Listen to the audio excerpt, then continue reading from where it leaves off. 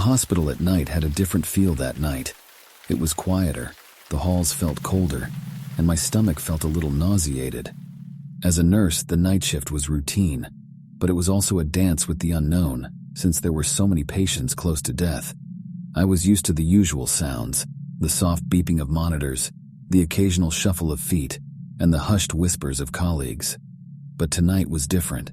The air felt heavy. It started with a patient in room 307. Mr. Morgan, an elderly man with a frail frame and thinning hair, had been in and out of the hospital for weeks. His condition was stable, his breathing steady, but something about his eyes sent a chill through me. They were vacant, devoid of the spark of life. I shook off the unease, reminding myself that exhaustion often played tricks on the mind.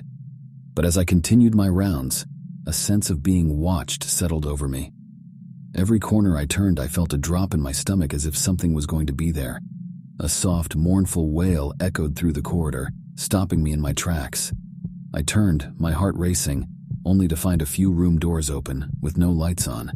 I ignored it and kept walking. My pulse quickened as I headed back to the front desk area. As I reached the nurse's station, Maria, a fellow nurse, gave me a knowing look. "You okay? You look like you've seen a ghost." I chuckled nervously, attempting to brush off the unease. Just a long night. But the feeling of being watched persisted, an unshakable presence that clung to me like a shroud. As I attended to my duties, a chill raced down my spine as I approached room 307. Mr. Morgan's eyes met mine, his gaze penetrating to the core of my being. His voice was a rasp as he whispered, "The man is here." "Who's here, Mr. Morgan?" I asked. He looked scared. "I don't want to go. They're here to get me," he said with his voice shaking. My pulse quickened as I backed away. A wave of nausea hit me. I began to calm him down, then suddenly he looked straight with his eyes widened and yells, No, I'm not ready. Leave me alone." I reached over to hold on to Mr. Morgan's shoulders to try and calm him down as he was yelling. "It's evil. They're taking me. Stop!" he cried out. Then his eyes stayed wide open as his stiffened body began to slowly relax and his arms dropped. The monitors beeped a flat line. Mr. Morgan had died.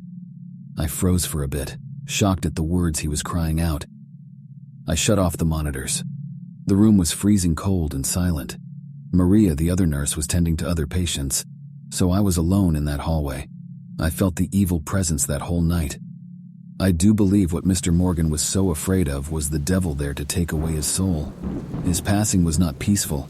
He was terrified and had a look on his face that I have never seen before. He saw something very horrifying. I will never get his screams and look on his face out of my head. That night will forever be a haunting memory.